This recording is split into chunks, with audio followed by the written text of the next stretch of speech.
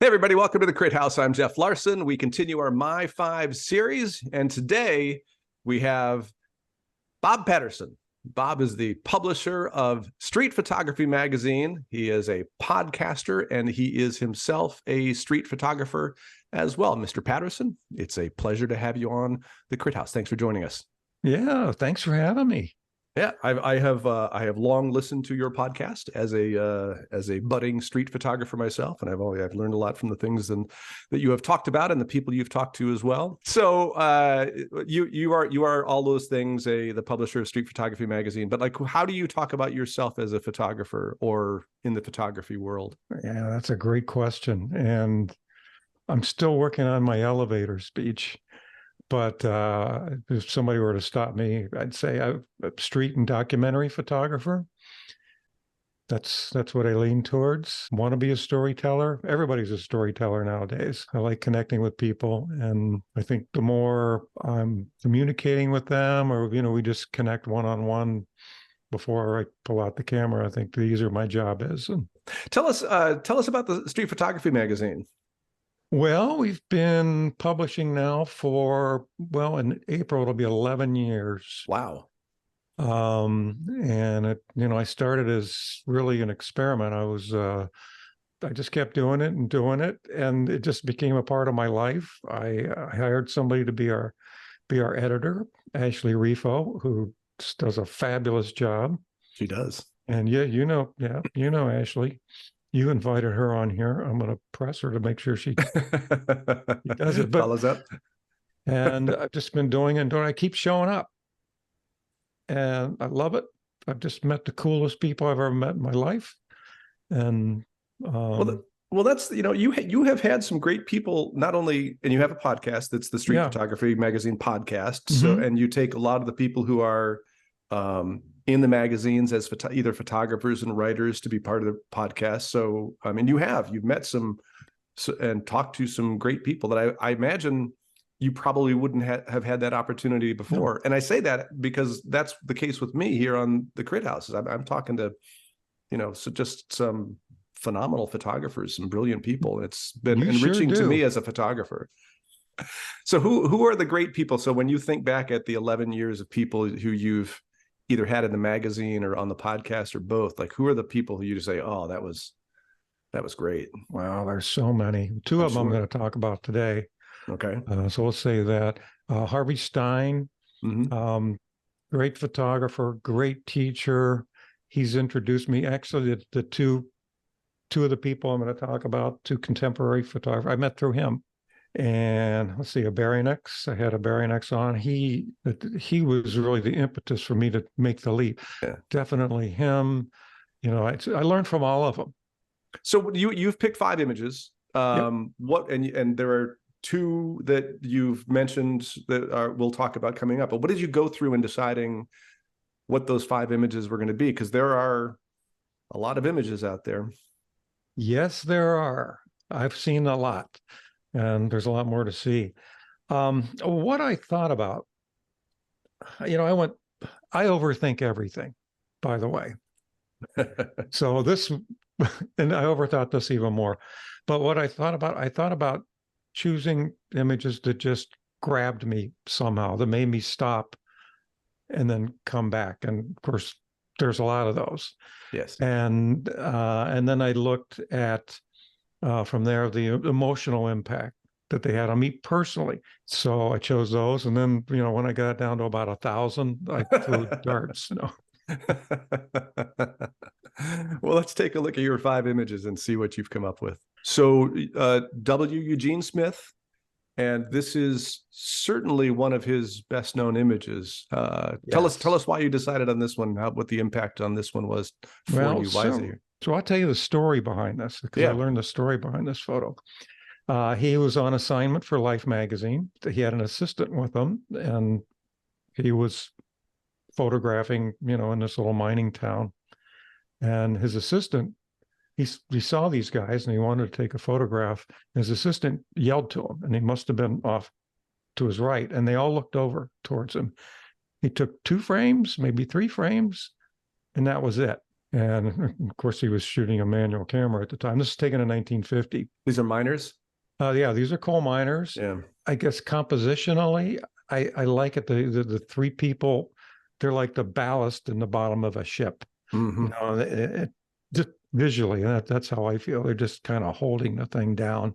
And then the rest of the area is much lighter. But you know, it just tells a great story. Obviously, coal mining is a very dirty and dangerous occupation. And here we're in this town. We've got 3 generations of people. You know, the older gentleman, he's still working. The guy in the middle, who also kind of reminds me of Humphrey Bogart. And the guy on the far right, the young guy, I just really captures my attention. And he looks like he's got makeup on. But, you know, coal mines are a nasty place. Yeah. You know, I grew up in coal country and steel country. And this reminds me, this looks like the area where I grew up in Western Pennsylvania, Eastern Ohio. I mean, we didn't have houses like this. And you know what? I've seen this photo probably my entire life at multiple times. And I'm a huge fan of Eugene Smith anyway, especially his Pittsburgh work. I almost grabbed one of the Pittsburgh photos because I grew up like 30 miles from there. Right. And it just takes me back to some actually pretty ugly times, I guess, in some ways. I love the way you talked about why this is, because it's personal to you. This is where you came from. That's an important reason for why you would like an image. So definitely. And this has been such a great exercise. Oh, I'm not going to stop doing this, by the way. I'm glad to hear it. So, but you go a different direction with your second image. This is not one that's close to home. This is fan home. Not close to home at all. Well, the other one wasn't either. That was Wales. But yeah, this was taken in I think 52 by Fan Ho, and I've known about him for a long time, but I haven't really studied his work much until I was watching YouTube. Tatiana Hopper, the T Hopper YouTube. Oh, I love her. She's great. Yeah, great. And she did a couple things on Fan Ho. And so I started paying closer attention to his work. And this is my favorite of his. And this is, I mean, it's almost a dreamy kind of photo, but it's also very realistic. You can't really see it. Up at the top, there's a clock. And this was taken at 10 minutes to 4. So, and most of the photos he's taken here was in the late afternoon when the sun is shining down these steps. I've probably seen 5 or 6 from there. But I really like the low perspective. I don't know if he's like laying on the floor or he's maybe at the top of another step. And to me, the strongest element in the frame is the boy. Absolutely. He's looking straight into the camera, and he makes me, the viewer, feel like I'm there because he's looking at me. Yeah. And he's noticed you. He's brought you into the frame. He has. He's pulled me right into the frame, and I like the way he burned the edges to keep us looking into the frame. But yeah, I like the kid, and I keep pointing to because I can't use my mouse. But he's framed as well by the post on his right, and the lady with the back to him. And so I mean, it's just genius how I did this. Yeah. And then, of course, you have the 3 ladies talking, and with their gestures and their expression, you could tell them they're very engaged in what's going on. And although they're from another era, in another part of the world, and they're wearing very different clothes than we'd wear, I could see him making this photo today with people in modern clothes. There's a timelessness to it, and I love the crowd that's in the background. Right, so you still have that the sun is coming through, and you're seeing that there's still something else to look at. I think the people look like either they're descending the stairs to heaven, or maybe Close Encounters of the Third Kind, the last scene when everybody gets on the spaceship. Two very different possibilities. Two different. Yep. Portraits now. We're on to Arnold Newman with your third image. This is I was glad to see this. Talk about this, sir. Yeah, I just matter of fact, I was introduced to Arnold Newman's work by Harvey Stein. I want to become a better portrait photographer.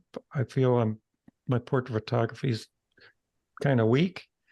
I want to do more environmental portraits. So I spent a lot of time looking at Arnold Newman's work. And this one just really grabbed me. This is Milton Avery, the artist.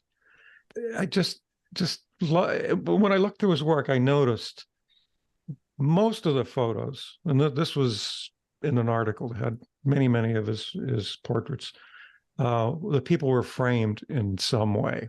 And I've seen several versions of this, maybe other, not outtakes, but I like this one best. I mean, I like the chair, his choice of this chair. A lot of times when someone's in a portrait, they're in a plain chair you don't even see. Yeah. But I wonder if he chose the chair specifically to fit in that little notch. Yeah, this little painting. This little spot right here where it sort of fits. If it had gone over this space, it would be a different image, right? It was. And matter of fact, I've seen other shots from this sitting where that chair isn't in the same position. But this one just grabbed me. It's probably my favorite of his work that I've seen. Oh, I'm glad you selected it. Now, your fourth image is someone I'm not familiar with. Margarita Marar. She's from Greece, but she lived in New York. Her husband is a diplomat, a Greek diplomat. So she spent several years in New York and also Los Angeles. I love this. This is one, I look at a lot of photos. I mean, hundreds in a day, and I'm looking through this one that she submitted to be in her article, and I went like that, and hey, this isn't Ouija, right? This is the nicer side of the streets. And she shot this in New York, and it just surprised the hell out of me. There's this giant guy on the park bench, dressed like a clown. And I think what really makes it is the little boy's expression looking at him. And she spent a lot of time taking this photo. I mean, she'll just stay. Yeah. It really works the scene. I think she just got the right expression at the right time. It's so easy just to, hey, that looks cool, take a few shots and move on. But she doesn't do that. So one of the things when we talk to people who are not necessarily photographers, but are like gallerists or curators or publishers like you are, that the thing that they often say is that to really move them, there's got to be that hook.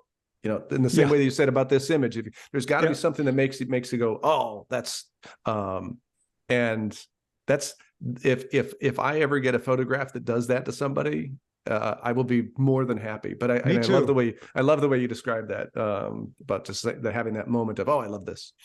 Your fifth and final image from Michael Ruggiero. Now, I think you interviewed Michael on your podcast. Did. Is that right? Yeah. Yeah. We featured him in the month of June, and he was on the podcast a couple of years ago.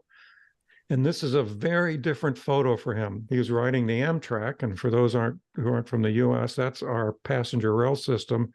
This was in New Mexico, and the Amtrak, runs on freight rail, so it can go be slow as hell and take days to get places, and it's extremely boring.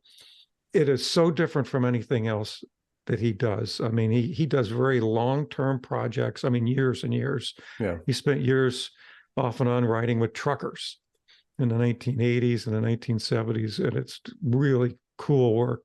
And this past summer won the Salomon Gundy NYC award. That's the art club in New York. It's been around since the 1850s. And I just, I have a hard time not looking at this one. It looks painterly, but it just works for this. The colors are muted. I suspect he didn't even do anything to it in post. He's just so good at framing an image on the fly like this. And I I love the expressions he captured, and just I don't know, the feeling from the colors. And you can tell from my other choices, I'm primarily a black and white guy, but and what really makes it is that telephone pole on the right-hand side. Oh, totally. Yeah, cross. There's the cross. It looks like a cross. I was going to bring that up as well. Yeah. And I have to say, it's really great to see what images have had an impact on you, since you have had an impact on so many people in at least the street photography world. and I would say probably the greater photography world as well. So thank you for sharing your 5 images, Bob Petterson. It's been a pleasure talking to you. For those of you out there who are interested, we can also have you on the program. If you are interested, go on to Instagram, take your 5 images, post them along with the hashtag #My5, and then tag us at the Crit House, and perhaps we'll have you on the program as we have here with the esteemed Bob Petterson from Street Photography Magazine. Mr. Petterson, it's been a pleasure having you on. Thanks for joining us. Thank you. And thank you all for watching the Crit House.